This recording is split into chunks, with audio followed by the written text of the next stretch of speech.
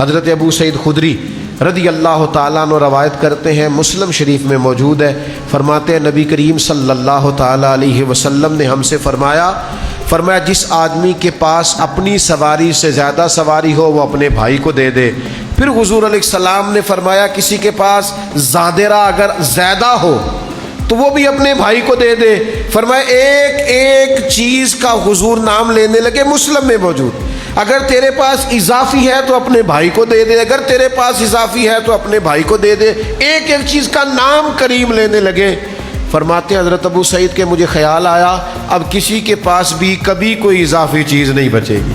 حضور نے فرمایا بانٹ دو اپنے مسلمان بھائیوں میں۔ مشکل کام بتا رہا ہوں، ہمارے پاس ہوتی ہیں اضافی چیزیں، پڑی رہتی ہیں، کسی کو دینے کو تیار نہیں ہوتے، ناراض نہ ہونا، پڑی رہتی، اتنی جرت ہی نہیں ہمارے اندر۔